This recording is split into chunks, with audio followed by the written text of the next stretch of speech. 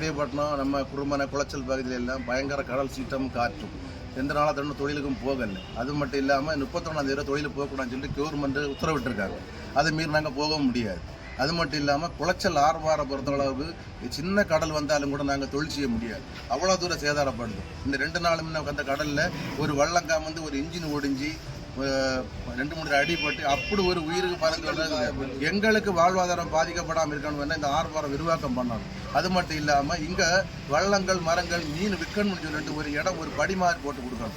அது கூட போடாத அளவு ஒரு பெரிய விசைப்படகுல ஒரு மீனவன் ஒத்தைக்கு தொழில் போயிட்டு வந்தால் அதை தொங்கி பிடிச்சி ஏறும்போது அதில் கீழே விழுந்தவர் அடிபட்டால் அப்படி நிறைய பேர் பாதிக்கப்படுதாங்க. இதனால எங்களுக்கு ரொம்ப இதாக இருக்கு. அதனால கவர்மெண்ட் இந்த ஆர்ப்பாரம் கண்டிப்பாக விரிவாக்கம் பண்ணி இந்த மீனவனுக்கான உயிருக்கும் வாழ்வாதாரத்துக்கும் ஒரு உறுதி அளிக்க வேண்டும்.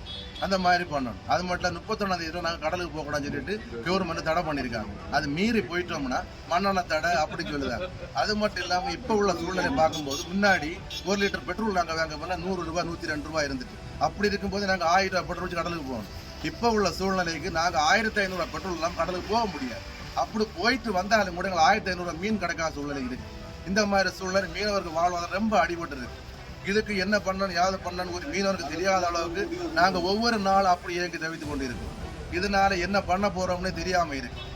இதுக்கு என்ன முடிவு எடுக்கணும் கவர்மெண்ட் அரசாங்கம் தான் இதுக்கு ஒரு கண்டிப்பான ஒரு காரணம் எடுத்து இந்த மீனவருக்கான அந்த குளச்சல் துறைமுகத்தை விரிவாக்கம் பண்ணினாதான் குளச்சல் துறைமுகத்தில் வாழக்கூடிய குளச்சல் மட்டும் இல்லை, குளச்சல் கொட்டில்பாடு கோடிமனை வாணியகுடி இந்த எல்லா ஊர்ல மக்கள் இங்க வாழ்வாதாரம் இருக்கு. இங்க தொழில் செய்து கடலும் காற்று இந்த மாதிரி இருக்க எங்க உயிருக்கு கூட கேரண்டி அந்த அளவுக்கு ஆர்வம் அமைஞ்சிருக்கு.